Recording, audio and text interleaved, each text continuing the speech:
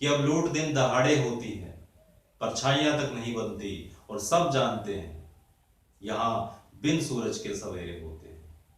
नमस्कार, मैं Sanjeev Lodhiwal, your biology mentor, and you are watching Kiro classes.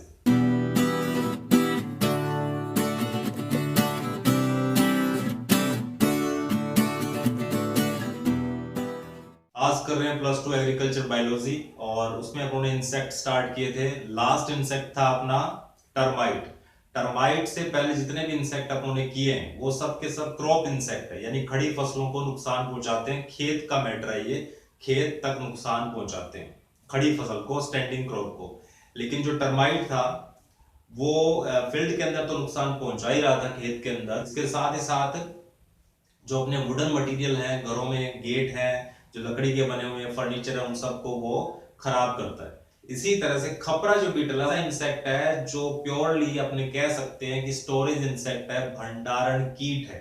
इसका मतलब क्या हुआ? इसका अर्थ ये निकलता है कि जब अपने अनाज निकाल कर, दानों को निकाल कर फसल की कटाई हो चुकी है, हार्वेस्टिंग हो चुका है, उसके बाद अपने स्टोरेज करते हैं किनको? ग्रेन्स को।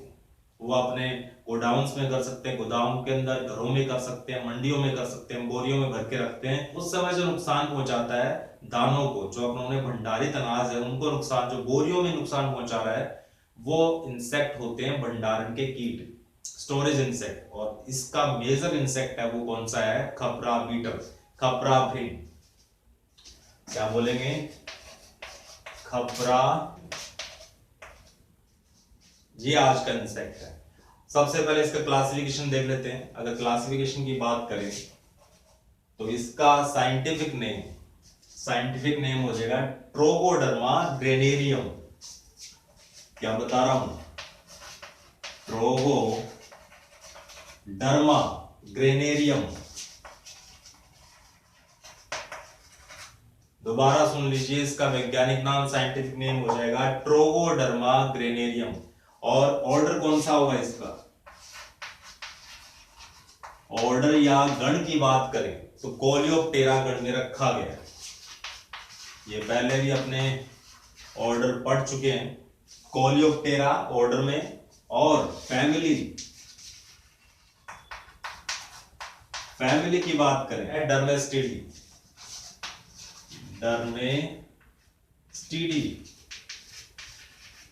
इसमें रखा है डर्मेस्टिडी में। तो ये इस डर्मेस्टिडी इसका फैमिली हो गया, ऑर्डर हो गया कोलियोप्टेरा, और साइंटिफिक नेम हो गया ट्रोगोडर्मा ग्रेनेरियम, या खपरा भृंग या खपरा बीटल। इसको अपने प्योरली क्या कह सकते हैं? ये स्टोरेज इंसेक्ट है। कैसा इंसेक्ट है? स्टोरेज इंसेक्ट, भंडारण का कीट है। अगर उन्होंने बोरियों में कोई भी अनाज भर के रखा हुआ है, चाहे वो रबी क्रॉप्स का हो, चाहे वो खरीफ क्रॉप्स का हो, उन दानों को ये नुकसान पहुंचाता है। तो ये अगर अपनी बात करें कि डैमेज किसको कॉज करेगा, तो जितने भी अपने स्टोर करके रखेंगे ग्रेन्स को, मेजरली ग्रेन्स हो गया और पल्सेस हो गया, उनको नुकसान पहुंचाता है। तो अपने इसमें लिख सकते हैं वीट, बाजरा, मेज, तो इसमें ज्वार भी लिखा जा सकता है, जौ भी लिखा जा सकता है, यहां तक कि जो पिस्ता होता है, ये पिस्ता को भी नुकसान पहुंचा देता है। तो काफी डैमेजिंग है। तो ये यहां तक अपनों इसका क्लासिफिकेशन पढ़ लिया, और कौन कौन से स्टोर्ड जो अपनों ग्रेन्स रखे हुए हैं, कौन कौन से दानों को, कौन कौन से अनाज को नुकसान पहुंचाता है। ये मेजर कुछ ऐसे नाम लिख दिया मैंने जिनको ये नुकसान पहुंचाता है। तो ये काम क्या करता है? ये इन दानों के अंदर घुसेगा खाकर, और उसका जो अंदर वाला भ्रूण होता है, बीज के अंदर जो भ्रूण होता है, दानों के अंदर जो भ्रूण होगा, एम्ब्रायो होगा, उसको डैमेज कॉज करेगा। ये एम्ब्रायो को खा जाता है, और जब एम्ब्रायो को या भ्रूण को खा जाएगा तो बीज की अंकुरण क्षमता है वो समाप्त हो जाती है। जो जर्मिनेशन कैपेसिटी है एक सीड की, वो लॉस्ट हो जाती है, क्योंकि उसका एम्ब्रायो है वो डैमेज्ड हो गया है। किसकी वजह से? खपरा भृंग की वजह से। वो अंदर घुसेगा, दानों में से भ्रूण को खा जाएगा। चलिए अब बात कर लेते हैं लाइफ साइकिल की, या जीवन चक्र की। जीवन चक्र को स्टार्ट करने से पहले अपने बात करेंगे सिग्निफिकेशन की।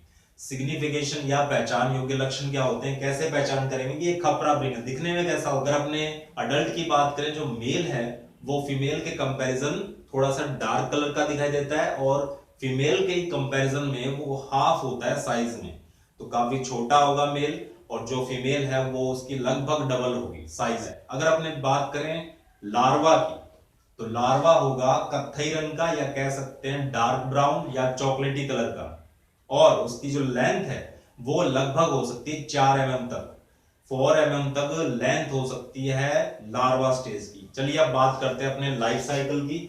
लाइफ साइकिल कैसा होगा, इसमें चारों स्टेज बनती है, तो कह सकते हैं कंप्लीट मेटामॉर्फोसिस होता है, पूर्ण कायांतरण देखने को मिलता है। अडल्ट होगा, एग होगा, उसके बाद लार्वा और प्यूपा, चारों स्टेज बनती है। तो सबसे पहले अपने क्या बनाएंगे, खपरा जो बीटल है अडल्ट है उसको बनाते हैं।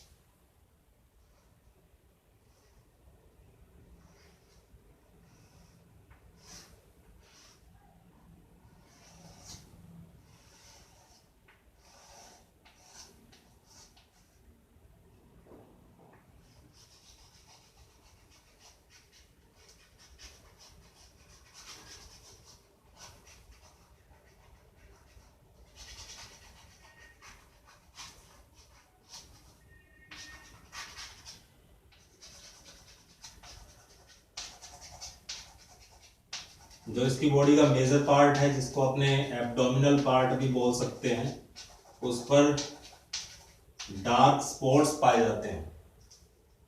ये इसके एंटीना हो गए, शंगिकाएं जिसको बोलते हैं।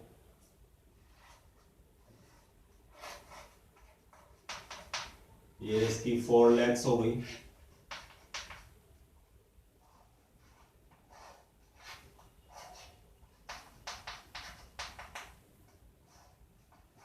ये सेकंड पेयर हो गया लेग्स का।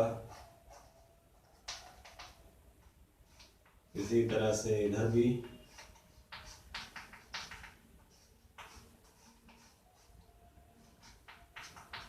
तो ये अपना क्या बन गया, खपरा बीटल या अडल्ट।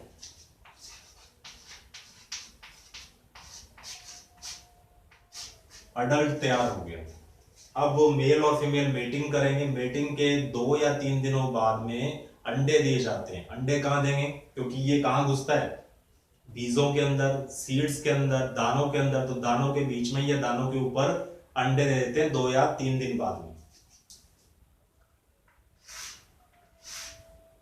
तो 2 या 3 दिन बाद, 2 to 3 days, ग्रेन्स के ऊपर वो अंडे देंगे। अंडे है वो 4 से 5 के झुंड में भी दिए जा सकते हैं, या सिंगल सिंगल एग भी अपने को दानों के बीच में देखे जा सकते हैं। तो जो अंडे होंगे वो क्या होंगे, दानों के बीच में दिए जाएंगे, इन बिटवीन ग्रेन्स।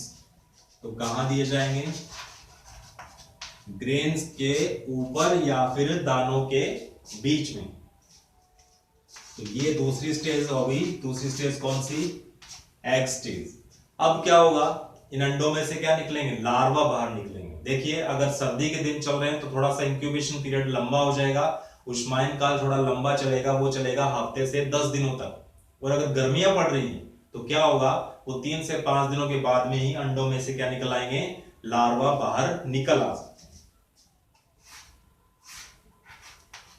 तो अब क्या क्या होगा, अगर गर्मियां पड़ रही है तो वो टाइम क्या रहेगा, 2 to 3 days, या कह सकते हैं 3 से 5 दिनों के अंदर ही निकल आ सकते हैं, या तो 2 से 3 दिन या फिर मैक्सिमम 5 days का टाइम लग सकता है गर्मियों में। और अगर, तो यहां मैं लिख देता हूं, ये कौन सा समर सीजन चल रहा है, अगर गर्मियां चल रही है तो 2 से 3 दिनों बाद में या मैक्सिमम 5 दिनों बाद में अंडों में से लार्वा बाहर आते हैं। अगर वो विंटर सीजन, सर्दियां चल रही हो, तो क्या होगा, 7 से 10 दिन। सर्दियों में थोड़ा लंबा टाइम हो जाएगा, तो हफ्ते से 10 दिनों का समय ले लिया जाता है अंडों में से लार्वा बाहर निकलने। अब लार्वा की बात करते हैं।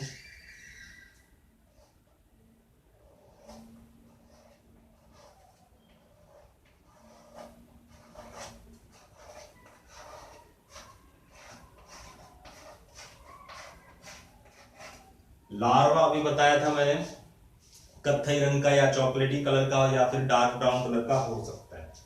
और इसकी स्पेशलिटी क्या है, इसकी पूरी बॉडी पर क्या दिखाई देते हैं, लंबे हार्ड बाल दिखाई देते हैं। पूरी सरफेस के ऊपर लंबे बाल दिखाई देंगे। तो ये कौन सी स्टेज आ गई, लार्वा स्टेज आ चुकी। ये अपना लार्वा तैयार हो गया। तो मेल लार्वा है, नर लार्वा है, तो वो पूरी तरह से मैच्योर होने में, पूरी तरह से विकसित होने में उसको लगता है 20 से 30 दिन का टाइम।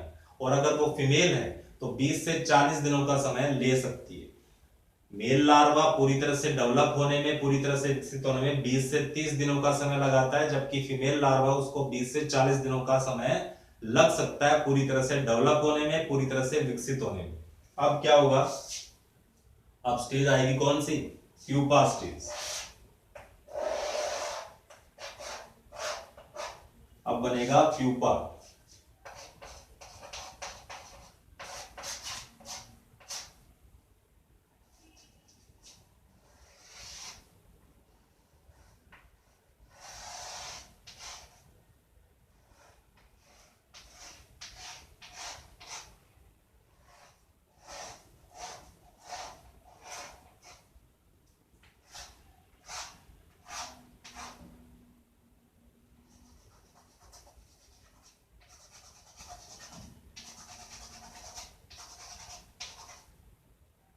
और इस पे भी क्या होंगे, काफी लंबे बाल दिखाई देंगे पूरी सरफेस के ऊपर।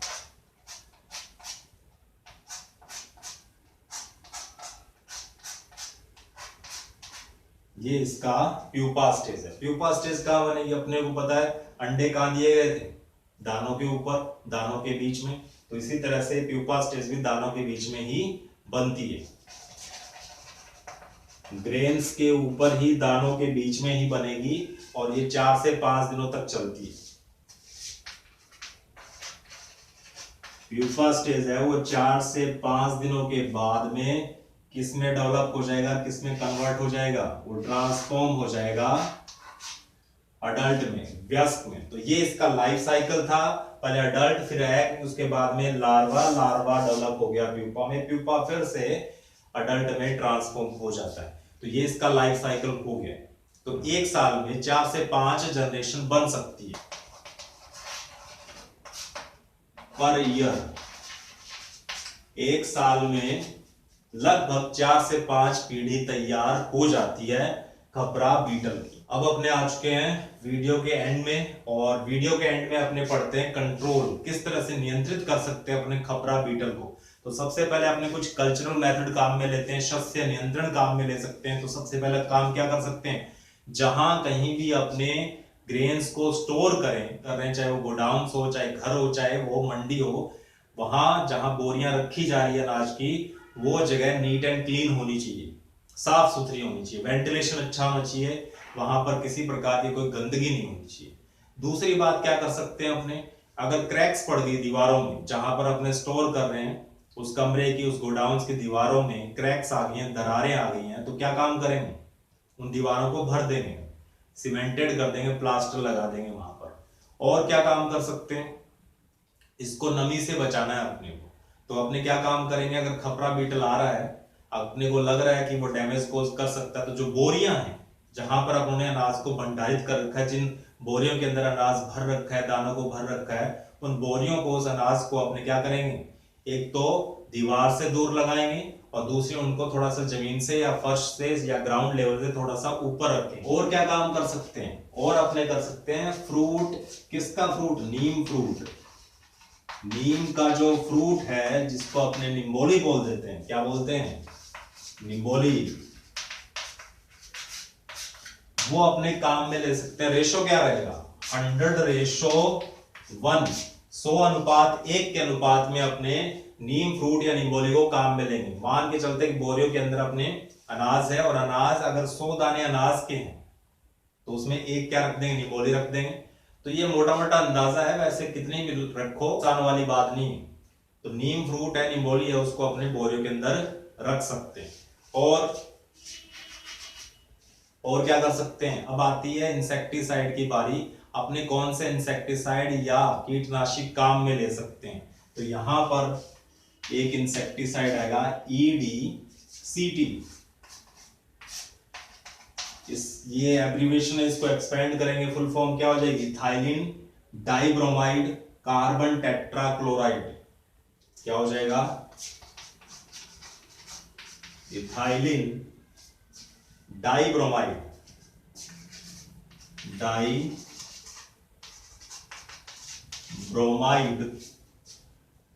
कार्बन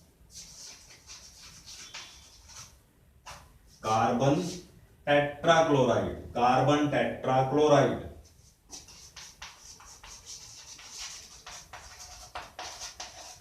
ये अपने काम में ले सकते हैं।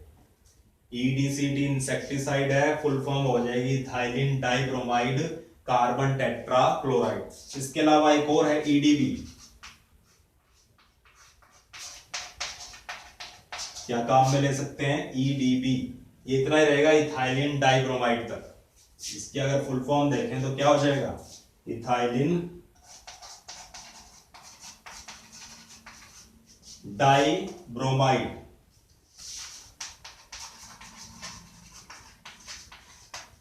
इथाइलिन डाइब्रोमाइड तक। तो ये दो इंसेक्टिसाइड है, दो केमिकल कंट्रोल के मीन्स हो गए, दो अपने कीटनाशी काम में ले सकते, एक तो EDCT और एक EDB। इनको अपने भंडारित अनाज में काम में ले सकते हैं। ध्यान रखना है कि जो पिसा हुआ अनाज है, जो ग्राइंडेड ग्रेन्स हैं, जिनका आटा बना लिया गया है, उनमें अपने किसी भी केमिकल का यूज नहीं करेंगे, वो टॉक्सिक हो जाता है। तो आज का लेक्चर वीडियो यहीं समेटते हैं। आज अपने खपरा ब्रिंक को कंप्लीट कर लिया, खपरा बीटल को अपनों ने फिनिश कर दिया।